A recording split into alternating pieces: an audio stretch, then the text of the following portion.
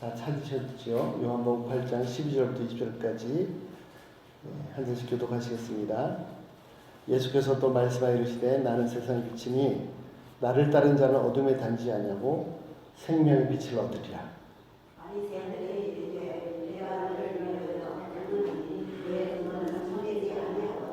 예수께서 대답하여 이르시되 내가 나를 위하여 증언하여도 내 증언이 참되니 나는 내가 어디서 오며 어디로 가는 것을 알거니와 너희는 내가 어디서 오며 어디로 가는 것을 알지 못하느니라. 너희는 육체를 따라 판단하나 나는 아무도 판단하지 아니하노라. 만일 내가 판단하여도 내 판단이 참되니 이는 내가 혼자 있을 것이 아니요 나를 보내신 이가 나와 함께 계시니라. 너희 율법에도 두 사람의 증언이 참되다 기록되었으니 내가 나를 위하여 증언하는 자가 되고 나를 보내신 아버지도 나를 위하여 증언하시느니라. 이에 너희들이 이르되 내 아버지가 어디에 있느냐. 예수께서 대답하시되 너희는 나를 알지도 못하고 내 아버지가 알지 못하는도다. 나를 알았으면 내 아버지도 알았으리라. 예, 같이 읽으시겠습니다. 이 말씀은 성전에서 가르치실 때 헌금함 앞에서 하셨으나 잡는 사람이 없었으니 이는 그의 때가 아직 이르지 아니하였음이로라. 아멘. 예, 기도하시겠습니다.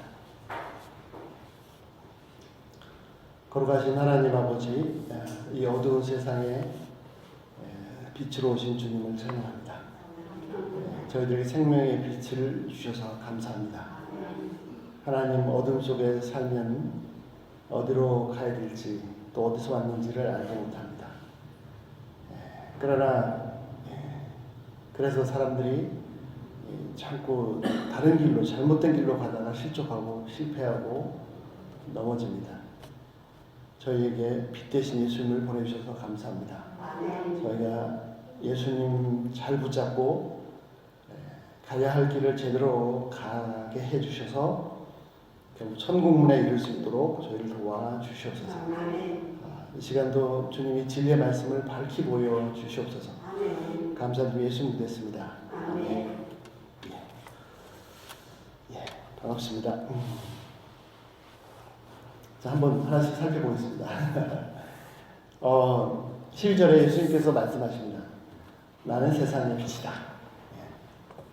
예수님께서 세상의 빛이시라는 것은 무슨 뜻인가요?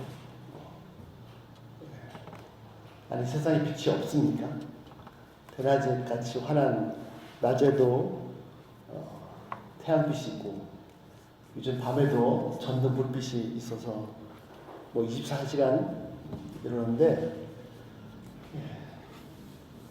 빛이 없습니까? 그래서 굳이 예수님께서 내가 빛이다 라고 하십니까? 예수님께서 빛이라고 하시는 것은 도대체 무슨 뜻입니까? 자, 예수님께서 세상에 빛이시기 때문에 어떻게 해요? 예수님을 잘 따르는 사람은 어둠 속에 다니지 않습니다. 그 말을 반대로 하면 예수님을 안 따라가면 어둠 속에 다니겠죠. 빛이 등불이 있는데 그 등불을 잘 따라가면은 밝은 데를 갈 수 있지만 그 등불 빛을 놓치고 딴 데로 가면 어둠 속에 있겠죠. 더 나아가서 그 빛을 따라가면 생명의 빛을 얻으리라. 이 빛을 따라가면 생명을 얻습니다. 자, 이 빛이 뭔지를 한번 살펴보시겠습니다. 자, 그 앞에 사건이 하나 있어요. 사건이 8장 1절부터 11절까지 사건이 있습니다. 어떤 사건이냐면 아주 유명한 사건입니다. 예수님께서 회당에서 가르치실 때 유대인들이 또 바리새인들이 이 종교 지도자들이 예수님을 잡으려고 했습니다. 참 나쁘죠. 종교 지도자들이라는 사람들은 사람을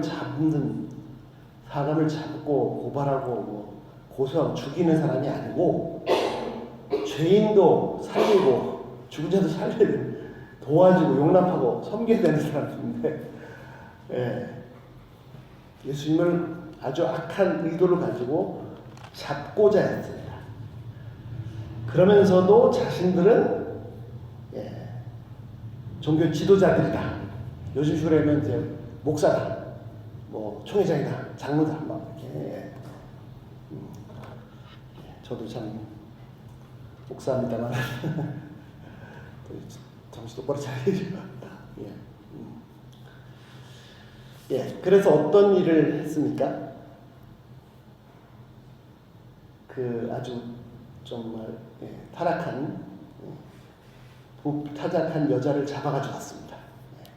그것도 음행을 하다가 현장에서 잡힌 얼마나 그 수치스럽겠어요. 그리고 이상하지 않습니까? 음행을 했으면 혼자 했습니까? 그 남자는 어디 갔어요? 근데 왜 여자만 끌고 와요? 그래가지고 예수님께 딱 데리고 왔습니다. 뭐 이미 다 아시는 내용입니다. 짧게만. 그래서 뭐라고 그랬습니까? 자, 모세 율법에는 이런 사람을 돌로 쳐서 죽이려고 했다. 당신은 뭐라고 하겠냐? 이렇게 했습니다. 요 말이 지금 예수님을 딱 올무에 덫에 딱 잡으려는 의도입니다. 무슨 말이죠? 자, 만약에 예수님께서 유대인들은 모세 오경, 그 창세기 출애굽기 이 모세 성경 그대로 믿고 하나님의 말씀으로 믿고 이거는 법보다 더 위인 겁니다. 그 법에 의하면 그런 자들은 돌로 쳐 죽이라고 했는데 만약에 예수님이 당연히 그런 자는 돌로 쳐 죽여라 하면은 어떻게 됩니까? 로마 사람들한테 잡혀갑니다. 왜요? 그 당시 로마가 지배하고 있었습니다. 그래서 죄수들을 유대인들이 관할하지 못합니다. 죄수가 생기면 로마 사람들이 통치를 하죠. 그래서 제사장과 서기관들이 예수님을 죽이고자 했지만 자신들이 사형을 죽일 수는 없었습니다. 만약에 자신들이 해버리면 자신들이 살인을 범하게 됩니다. 그래서 예수님께 빌라도에게 넘겨서 로마법에 의해서 죽게 만드는 거죠. 자기들이 직접 죽였으면 로마법에 의해서 살인을 범한 것이 되기 때문입니다. 그래서 이 모세 율법대로 유대인들이 하나님 말씀을 받드는 이 모세 율법대로 우리가 돌로 쳐 죽여라 하면은 살인을 지시하는 게 됩니다. 그러면 반대로 그렇게 하지 말라 하면은 하나님 말씀을 어기는 게 되는 거죠. 예수님께서 이렇게 말씀하셔도 잡히고 저렇게 말씀하셔도 잡히고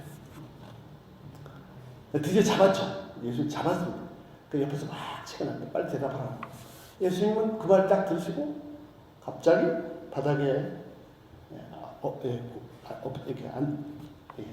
수그리셔서 바닥에다 글을 쓰시기 시작하셨어요. 그 조세프 프린스라는 목사님이신데 그분 설교 중에 어떤 내용이냐면 그 바닥에 쓴 손가락을 호렙산에서 하나님께서 모세한테 돌판에 쓰신 그 하나님 손가락이다. 뭐 이렇게 한 걸 봤습니다. 그러니까 이제 사람들이 계속 독촉을 하죠. 빨리 대답하라고. 그러니까 한참 쓰시다가 예수님 일어나셨어요. 그럼 뭐라고 말씀하셨습니까? 너희 중에서 죄가 없는 사람이 먼저 돌로 쳐라. 그러고는 그냥 무시하시듯이 다시 또 쓰셨어요. 그랬더니 사람들이 양심에 찔려가지고 나이 많은 사람부터 하나씩 없어지기 시작했어요. 나중에 그 여자만 덕분에 남았어요. 예수님은 진짜 그 여자를 심판하고 정죄하실 수 있습니다. 예수님께 물어보시죠. 너를 고발하는 자들이 어디냐? 아무도 없습니다. 나도 너를 정죄하지 아니하노니 가서 다시는 죄를 범치 말라. 용서해 주셨습니다. 세상에서도 손가락질 받을 그럴 죄인인데도 불구하고 용서해 주셨습니다. 그리고 바로 그렇게 11절 끝나고 12절에 예수님께서 말씀하셔요.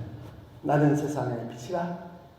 나를 따르는 자는 어둠에 다니지 않냐고 생명의 빛을 얻으리라. 자, 예수님께서 내가 세상의 빛이다. 이게 무슨 말씀이죠? 보십시오. 자, 음행을 하다가 현장에서 잡힌 여자. 그것도 바로 차라리 죽여버리지 왜 나를 끌고 다니는 거야? 그냥 완전 미끼가 된 거죠. 덫에 걸려서 예수님 그 사람들에게 다 드러나서 죄가 다 드러나서 사람들이 둘러싸여서 막 비참하게 서 있는 그 여자, 차라리 그냥 죽었으면 좋겠다. 깜깜한 어둠입니다. 인생 전체가 완전히 칠흑 같은, 코앞도 안 보이는 깜깜한 어둠입니다. 그런 여자를 잡아가지고 예수님을 또 잡아 죽이겠다고 달려드는 이 무리들, 죄로 완전히 뒤집어서서 시기심, 미움, 증오로 가르쳐가세요. 깜깜한 어둠입니다.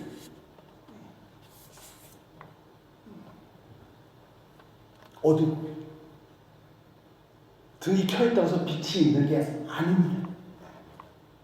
어둠. 자, 다 물러갔어요. 여자 혼자 그냥 이게 어떻게 그냥 차라리 죽고 싶은 그런 상황인데 그분의 말씀이 임합니다. 너를 정죄할 자가 어디 있느냐? 없습니다. 나도 너를 정죄하지 아니하노니 가서 다시는 죄를 보지 않아. 빛입니다. 빛.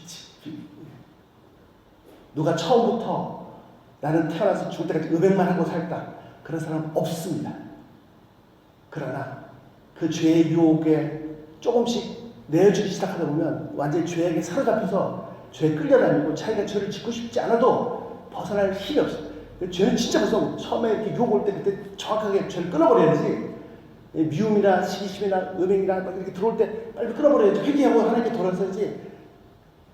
그냥 그 맛에 잠시의 그 쾌락에 빠져버리면 이제 죄가 날 지배해서 날 절대로 안 놔줘. 벗어나고 싶어도 벗어날 수가 없어요. 그런데 하늘로부터 하나님의 용서가 있습니다. 그래서 그 죄 사슬이 팍 끊어지고 죄로부터 풀려나고 하나님의 사죄를 경험하는 순간 빛이 빛. 그래서 예수님을 잘 따라가는 사람은 절대 어둠에 빠지지 않습니다. 예. 죄는요 항상 우리 주위에 상존하고 있어요. 상존. 예.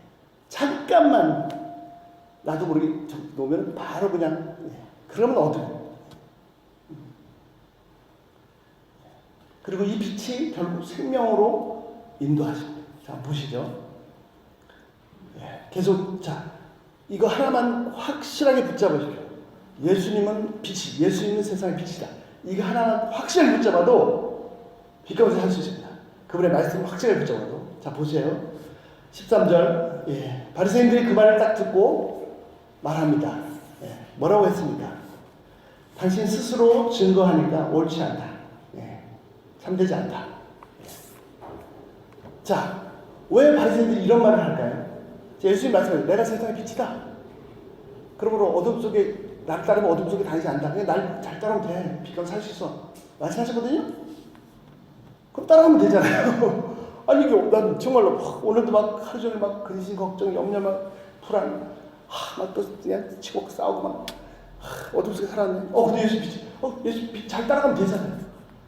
근데 옆에서 왜 이상한 회막분이 이게 심술을 많은 왜 시비를 또 왜 시비입니까? 당신 스스로 자신을 증거하니까 옳지 않다. 착각하면 안 됩니다. 예수님께서 자신을 변호하려고 한 게 아닙니다. 이거는 선포하시는 거예요. 선포. 예수님 지금 옳으냐 그러냐 그 따지려고 아니야 내가 옳아 나는 이렇게 했고 이렇게 그런 얘기 하시는 게 아니에요. 나는 예수님 내가 빛이라고 빵 선포하시는 거지 뭐 거기에 대해서 뭐 옳으냐 그러냐 뭐 맞는 그런 얘기 하라고 한 게 아니거든요. 근데 괜히 시비를 걸어요. 옆에 중인 있어야지. 혼자 얘기하면 그거는 아니다. 왜요? 자, 원래 이 사람들이 종교 지도자들입니다. 근데 그 얘기는 너무 그렇죠. 그런데 갑자기 어디서 뭐 듣도부터 예수님이 나타나가지고 뭐 사람이 다 글로 몰려가니까 저 시기심이. 그러니까 시기심이 딱 들어차니까요 안 보여요. 안 보여. 예수님이 표정을 보여주시고 진리의 말씀 선포해도 안 보이고 안 들리고 점점점 자라고 이 시기심이 가인처럼 시기심이 자라서 결국 살인에까지 이르게 되었어요. 죄는 진짜 무섭습니다. 저희도 진짜 조심해야 돼요. 자, 죄를 이길 수 있는 제일 좋은 방법 뭘까요? 죄를 딱 털어버릴 수 있는 제일 좋은 방법. 죄는 그렇게 만만하지 않습니다. 내가 나 죄 안 져야지 하고 결심한다고 되는 게 아닙니다. 더 달려듭니다. 어떻게 하죠? 요한일서에 있죠. 아니 우리가 이제 자백하면, 우리가 자백하면, 참 죄를 인정하는 건 쉽지 않습니다. 그리고 세상 죄를 인정하면요, 징계받아요, 손해봐요. 그러나 하나님은 하나님은 미쁘시고 의로우셔서 우리 죄를 사하시면 모든 불의 소를 깨끗하게 하십니다. 죄를 이길 수 있는 제일 좋은 방법은 공의로우신 하나님 앞에서 내 죄를 있는 그대로 인정합니다. 진짜 용감한 사람은 자신의 그 죄를 인정하는 거예요. 그럼 빛 가운데 할 수 있어요. 죄를 털어버리고 빛 가운데 할 수 있어요. 이 사람들은 끝까지 이제 달라붙었습니다. 그 처음에 시기심, 미움 이게 들어왔을 때 가인도 마찬가지고 죄가 내 문에, 내 마음에 엎드려 있다. 빨리 물리쳐 쫓아내라. 그때 했었는데 들어오니까 이제 지배를 받고 그래서 사사건건 예수님 하시는 데마다 쫓아다니면서 시비를 걸다가 결국 예수님을 죽였죠. 가인처럼 살인으로 하죠. 끝까지 어둠에서 벗어나지 못했습니다. 요한에서 2장 이런 말씀이십니다. 9절부터 12절. 빛 가운데 있다면서 그 형제를 미워하는 자는 어둠에 있는 자예요. 형제를 미워하는 자는 어둠에 있는 자예요. 그 형제를 사랑하는 자는 빛 가운데 거하여 자기 속에 꺼리낌이 없으나 빛 가운데 가면 꺼리낌이 없습니다. 자유합니다. 어둠 속에 있으면 불편하죠. 그 형제를 미워하는 자는 어둠에 있고 어둠 속에 있으니까 어떻게 해요? 어둠에서 행하여 갈 곳을 알지 못하나니 어둠 속에 있으면요 어디로 가야 될지를 모릅니다. 이는 어둠이 그 눈을 멀게 했습니다. 자, 두 번째 보시죠. 핵심. 첫 번째 예수님 빛이십니다. 두 번째 예수님께서 대답하십니다. 뭐라고 말씀하십니까? 14절. 내가 나 자신에 대해 증거할지라도 내 증거는 참되다. 자, 예수님께서 다른 증인이 없이 모세 율법에 의하면 다른 2명의 더 증인이 필요하거든요. 그런데 예수님 말은 다른 증인이 필요 없다. 그래도 나는 참되다. 왜요? 그 이유가 너무 길어요. 왜 예수님은 혼자 말씀하셔도 그게 진짜입니까? 진실이고 진리입니까? 내가 어디서부터 와서 어디로 가는지는 나는 알기 때문에 너희들은 내가 어디서부터 와서 어디로 가는지를 모르기 때문에 그것이 차이점입니다. 예수님이 혼자서 자신에 대해서 스스로 말씀하셔도 그것은 진실되고 진리이고 다른 증인이 필요 없습니다. 그 이유가 뭐라고요? 예수님은 자신이 어디서부터 오셔서 어디로 가는지 아시기 때문에 그렇습니다. 그런데 이 사람들은 증인이 필요해요. 왜요? 예수님이 어디서부터 와서 어디로 가는지를 모르기 때문에. 이게 무슨 말이에요? 자, 숲속에서 길을 잃었어요. 산속에서 길을 잃었어요. 큰일 나죠. 큰 숲속에서 길을 잃어버려서 막 자꾸 나름대로 혼자 찾는다고 찾는데 계속 한참 해보고 또 제자리, 또 제자리. 결국 막 굶어주고 막 죽죠. 바다도 마찬가지입니다. 바다는 진짜 끝이 없었어요. 사방이 다 바다. 섬이라도 보여야 되는데 도대체 내가 어디를 가야 육지로 갈 수 있는지 오늘 갈 수가 없어요. 어디로 가야 되는지 내가 어디서부터 하는지 알 수가 없어요. 한번 그 큰 호수가 있는 데를 가봤는데 호수가에 이제 이렇게 집들이 있고 거기에 배들 조그만 보트들이 있습니다. 그래서 보트 타고 참 도말 사람들은 보트 타고 막 호수를 막 마음대로 돌아다니고 참 신나겠다, 좋겠다 그렇게 생각했었거든요. 근데 뭐라고 그러냐면 호수가 커가지고요 배를 딱 타고 호수를 딱 나갔지 않습니까? 처음 배를 타고 가는 사람이 실수하는 게 뭐냐면 집을 못 찾아온다는 거예요. 그래서 분명히 집어가지고 나침반 정확하게 해서 나가야지 아무 생각 없이 그냥 저기 보이는 게 이거니까 절대로 못 찾아요. 어디서부터 와서 어디로 간지를 모릅니다. 이런 사람들은 증인이 필요합니다. 자, 숲속에서요, 길을 잃었어요. 예, 길을 잃었는데 어떤 사람이 와가지고, 야, 내가 길을 알려주겠다고 합니다. 예. 그러면 그 사람 따라가면 될까요? 예. 자, 그 사람 따라가면 될까요? 안 될까요? 자, 길을 잃은 사람들 속에서, 자, 길을 잃었습니다. 근데 어떤 사람이 와서 얘기를 해요. 이 길로 가면 된다고. 나머지 이 길을 잃은 사람들은요, 길을 지금 모릅니다. 그럼 이 사람이 말하는 길이 진짜 맞는지 안 맞는지를 알고 싶으면 다른 증인들이 두 사람 더 필요해요. 증인들이 필요해요. 이 사람의 말이 맞는지 안 맞는지를 확인할 증인들이 필요해요. 그런데 그 사람이 그럽니다. 아, 내가 여기 산장에 살고 있는데 그렇지 않아도 조난 관광객들이 와서 산에서 길을 잃었다, 숲속에 길을 잃었다 이렇게 듣고 당신들 찾아왔습니다. 예. 그래서 이 사람들을 데리러 온 겁니다. 이 조난받은 사람을 길을 안내하려고 온 사람은 이 숲속에 이 길이 머릿속에 다 있죠. 이 말을 하는 이 사람에게는 이 조난당한 길을 잃은 사람들을 길을 안내하기 위해서 온 사람은 자기가 한 말에 대해서 다른 증인이 필요가 없습니다. 무슨 말씀인지 아시겠죠? 예. 인류는 숲속에서 바다에서 조난당했습니다. 길을 모릅니다. 내가 어디서부터 온 건지, 내 인생이 어디서부터 온 건지, 이 우주에 왜 나는 갑자기 이 지구에 존재하게 됐는지, 나는 죽으면 어디로 가는지 전혀 모릅니다.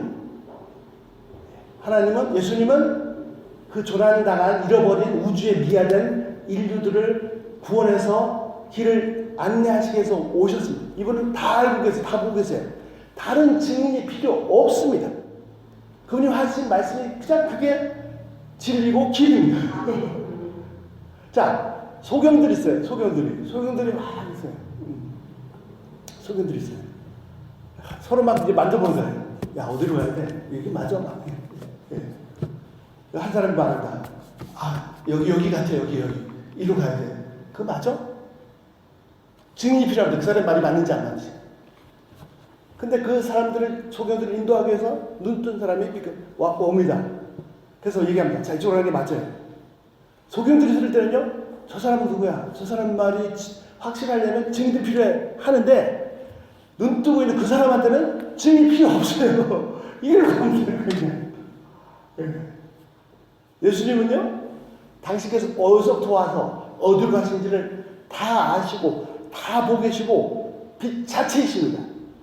다른 증인이 필요 없습니다. 그분이 말씀하신 자체가 진리이고 진실입니다. 근데 소경들이, 이 사람은 또 누구야? 이 사람 말이 맞아? 당신 그 말이 맞으려면 확실히 증인이 필요해. 이상한 얘기를 하는 거죠. 왜요? 예수님이 어디서부터 와서 어디로 간지를 모르기 때문에. 나도 예수님께서 어떤 사람이 왔는데, 이 사람이 이제 그 길을 잃어버린 사람을 안내하기 위해서 나타났던, 숲속에서 관광객들이 어디서 길을 잃어버렸다고 전하는 얘기를 듣고서 좌표를 찍어 찾아가서 길 찾아왔어요. 그래서 와서, 자, 날 따라오세요. 이쪽으로 가면 됩니다라고 하는데, 정작 길을 잃은 이 사람들은, 저 사람 말이 맞는 거야. 저로 가면 살 수 있는 거야. 이러고 있는 거죠. 그분 따라가면 삽니다. 그래서 생명의 빛입니다. 내가 빛인데, 예수님은 빛인데 어떤 거죠? 그래서 생명의 빛을 얻으리라. 그런데 자기 편에서 속이 안 보이니까 당신 증인 필요해. 그렇게 해가지고 안 따라가면 그냥 어둠 속에 헤매다가 죽는 거죠. 빛인 거를 알고 체험하고 그 말씀을, 그 손을 붙잡고 가면, 아, 이렇게 나오면 숲이 여기 벗어날 수 있었네요. 길을 찾을 수가 있어요. 자, 아무리 내가 빛 가운데 있어서도요, 빛을 봤어도, 예수 빛이라도 조심해서, 잠시라도 죄가 들어오면 다시 어떡하죠? 다시. 저 사람 왜 저래? 이렇게 막 정지하고 미워하고. 또는 뭐 욕심, 탐심 뭐 이런 하여튼 어떤 형태의 죄가 들어오면은 자, 예수님을 딱 붙잡는 순간에 우리를 빛 가운데 행할 수 있습니다.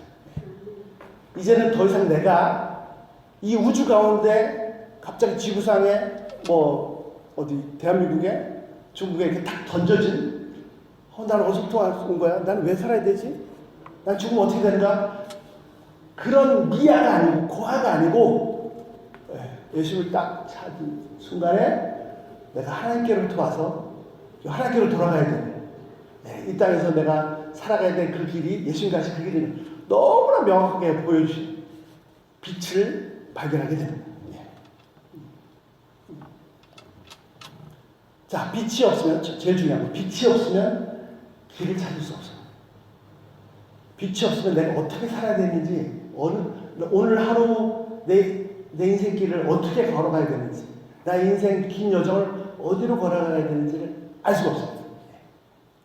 빛이 필요합니다. 예수님이 빛이십니다. 자, 그래서 예수님을 계속 붙잡으세요. 계속. 이번에 참 귀한 영상을 하나 봤습니다. 책을 소개하는 영상인데 내수동교회 박희정 목사님이라고 그분은 별로 자신을 드러내지 않은 분이죠. 근데 지금 거의 이제 90 넘으셨죠. 이분이 평생 성경만 보셨어요. 젊으셨을 때는 목사님 내수동교회 참 아주 견실하고 좋은 교회인데 내수동교회에서 담임 목사를 하셨는데 하루에 11시간 반을 성경을 보셨다고. 그러니까 70이 되셔가지고 60이 되셔가지고 몸이 좀 체력이 안 돼서 8시간 반 보다가 70 넘으신 다음부터는 체력이 안 돼서 6시간 반 보시나. 근데 마지막에 그런 말씀이 참 인상 깊었습니다. 크리스천은, 목사는 성경을 꽉 차야 된다. 속에 있는 게 나온다. 속에 있는 게. 크리스천들이 모였는데 속에 말씀이 있으면 말씀이 나오겠죠. 돈으로 꽉 찼으면 돈 얘기 나오고 돈 얘기. 내 속을 말씀으로 예수님으로 꽉 채우면 빛 가운데 살 수 있어요. 아무리 어둠이 엄습해도 어둠이 들어올 수 없어. 근데 내 속을 세상 것으로 채우면 죄가 들어오고 어둠이 있죠. 자, 두 번째요. 예수님은 이 두 가지 증인이 필요 없습니다. 예수님은 빛이시고 다 보시기 때문에 코끼리 장님 만드는 아니면 장님 코끼리 만드는 거꾸로 하는 그럴 필요 없습니다. 자, 하나만 더 살펴보겠습니다. 자, 15절 보시죠. 너희는 육신대로 판단한다. 그러나 나는 그렇게 판단하지 않는다. 사람들은 육신으로 판단합니다. 육신으로. 부분적으로 판단합니다. 부분적으로. 저 사람은 왜 저렇게 생겼어? 저 사람은 왜 옷을 저렇게 입고 있어? 저 사람은 말씨가 왜 저래? 저 사람 행동이 왜 저래? 이렇게 눈에 보이는 일부분으로 판단합니다. 그러니까 정확한 판단일 수가 없죠. 조금 전에 말씀드린 것처럼 장님이 코끼리를 만지듯이. 코끼리가 어떻게 생겼어? 완전히 기둥이야. 왜요? 이 사람은 다리 만지고 왔거든요. 코끼리 어떻게 됐어? 완전히 벽이야. 이 사람은 옆에 배를 만지고 왔거든요. 예수님은 육신으로 판단하지 않았습니다. 전체를 한꺼번에 다 보시고 내 속을 다 보시고 판단하십니다. 어떻게 보면 예수님만이 나를 정확하게 심판할 수 있어요. 그런데 당신 대신 하나님 심판을 받으셔서 용서해 주셨죠. 저희도 예수님 조금 흉내내서 인내하고 용납하고 용서 받으면 빛 가운데 행하게 됩니다. 그게 형제의 사랑입니다. 자, 그 다음 보시겠습니다. 16절입니다. 자, 내가 판단해도 내 판단은 진실되다. 왜냐하면 나 혼자 하는 것이 아니고 나를 보내신 아버지께서 함께 하십니다. 17절 너희들의 율법에 이것도 참 표현이 기가 막힙니다. 모세 율법이나 하나님의 말씀을 하지 않으시고 너희들의 율법에, 물론 모세오경을 말하는 거죠. 기록되었기를 두 사람의 증인이 하는 것이 진실이다 했다. 그래서 18절에 말씀하십니다. 뭐라고 말씀하시죠? 나 혼자 나 자신 증언하는 것이 아니라 나를 보내신 아버지께서 함께 증언하신다. 솔직히 이 말씀 안 하셔도 됩니다. 그런데 굳이 그들을 시험에 들지 않게 증인을 세우셨죠. 깨우셨습니다. 그랬더니 중요한 말씀입니다. 19절 그들이 묻습니다. 당신의 아버지는 어디 있습니까? 누구? 어디 있습니까? 예수님 말씀하십니다. 뭐라고요? 나를 알지 못하는데 내 아버지를 알 수 없다. 나를 본 자는 아버지를 보았다. 라고 하죠. 무슨 말씀이죠? 하나님이 누구십니까? 어디 계십니까? 보여주십시오. 했더니 예수님께서 하나님을 보여주지 않으시고 자신을 본 자는, 자신을 아는 사람은, 본 자는, 아는 사람은 이미 하나님을 봤다라고 말씀하십니다. 예수님을 알지 못하면 하나님을 알지 못합니다. 하나님은요, 하나님의 본질, 하나님의 실체는 인간이 알 수 없습니다. 인간이 도덕으로 볼 수는 없습니다. 인간이 범접할 수 없습니다. 하나님이 어떤 분이다, 내가 하나님의 이런 모습 봤다라고 할 수가 없습니다. 만약 그렇게 봤다면 더 이상 하나님이 아니시고, 아니면 내가 하나님이겠지. 하나님은 초월자이시고, 인간의 이성이나 또는 우리의 육신으로 감지할 수 있는, 볼 수 있는, 들을 수 있는, 만질 수 있는 그 세계를 훨씬 뛰어넘으신 초월자이십니다. 인간의 몸에는요, 세포가 70조 개가 있다. 70조, 평균. 70조라는 숫자가 어느 숫자냐면 지구상의 인구가 지금 60억인지 70억인지 합니다. 지구상의 인구의 10,000배입니다. 한 사람 몸 안에 세포가 지금 지구상의 인구의 10,000배가 있습니다. 세포가. 자, 이 세포가, 제 몸에 있는 세포 하나가 저를 알 수 있겠습니까? 하나님은 이 세포와 저 사이의 그 차이보다 인간과 하나님 사이의 간극이 차이가 너무 커서 도저히 알 수가 없습니다. 그분이 하나님이십니다.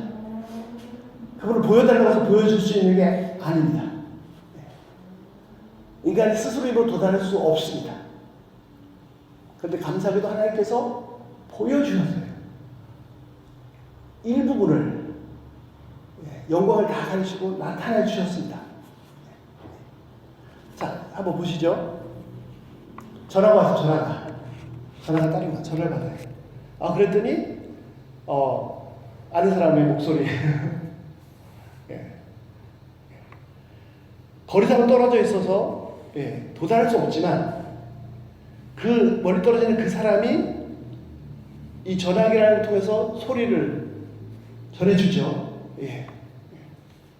요즘은 또 영상으로 통합니다. 이렇게 얼굴도 보면서 그 사람이 나한테 내가 감지할 수 있도록 나타나는 겁니다.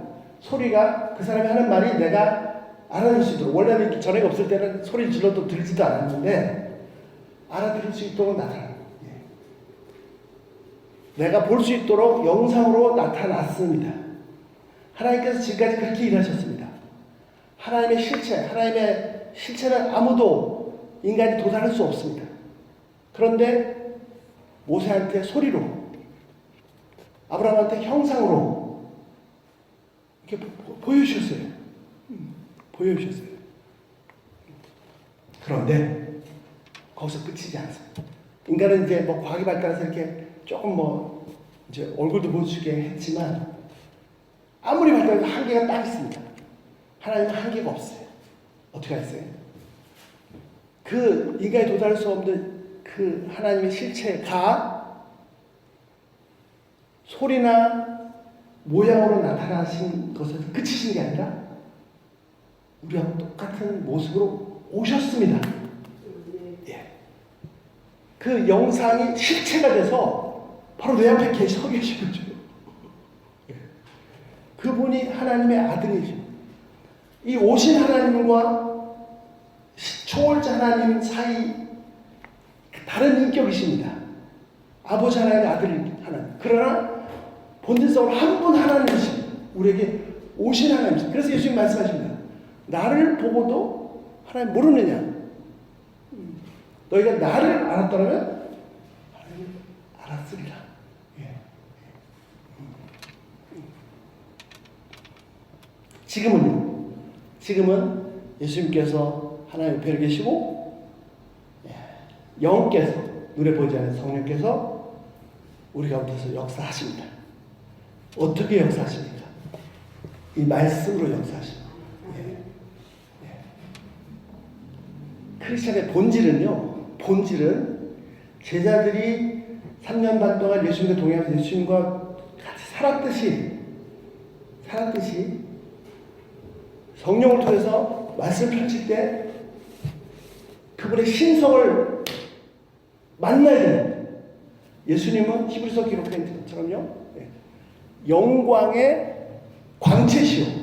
우리의 영광은 도달할 수 없습니다. 근데 그 영광이 빛으로 나타나는 광채시오. 예수님은요, 하나님의 본체의 형상이시라.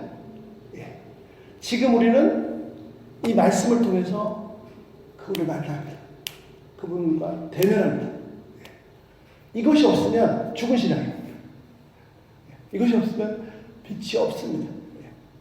크리스천의 생명은 매일같이 여기 되면, 심지어는 제자들이 3년 반 동안 예수님과 같이 있었지만 육신적으로 대면했다고 해서 만나는 게 아닐 수도 있습니다. 전혀 모를 수, 대면한 적이 없을 수도 있어요.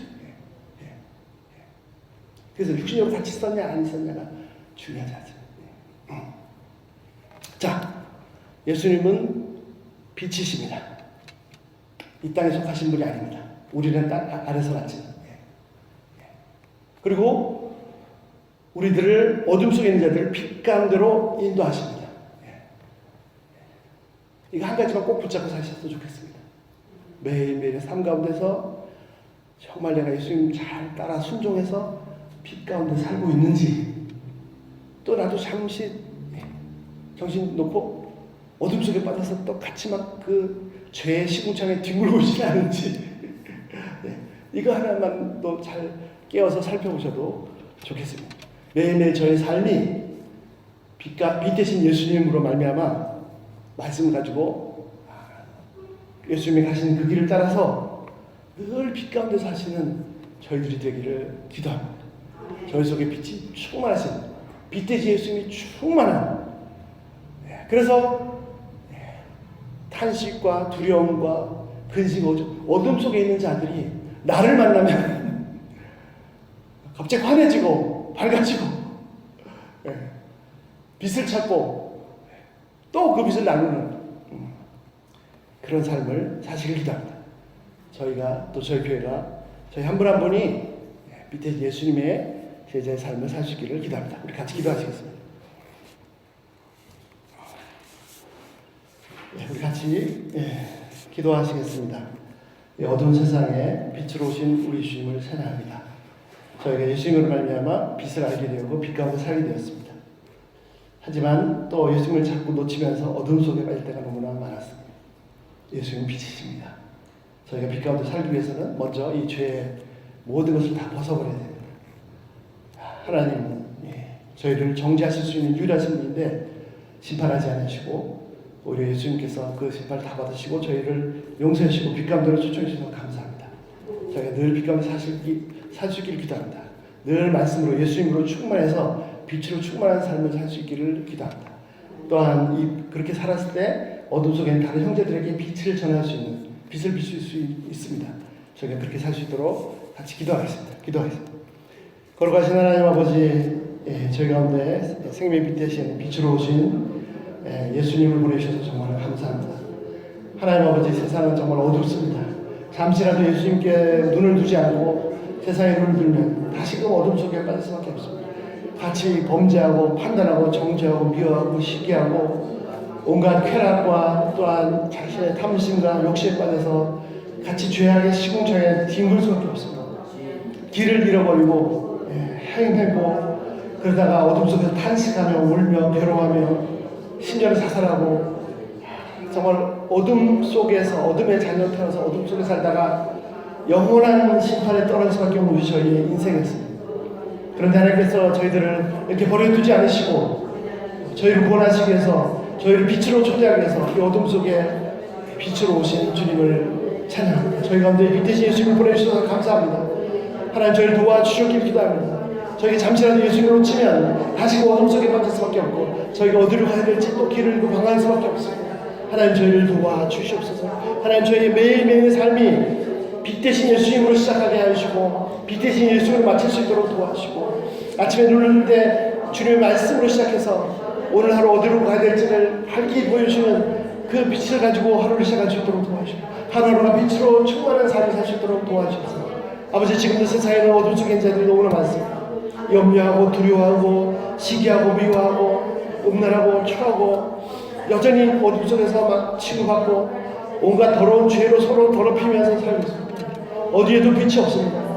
어디에도 빛이 없습니다. 주님 저희를 도와주시고 저희가 주님의 빛으로 충만할 뿐 아니라 예수님의 제자로 빛의 제자로 빛의 자녀로 잘 살아서 이 어둠 속에 있는 이 사람들 한 사람 한 사람에게도 그들을 어둠에서 빛으로 이끌어내는 그들에게 빛을 비출 수 있는 그런 삶을 살 수 있도록 하나님 저희를 도와주시옵소서.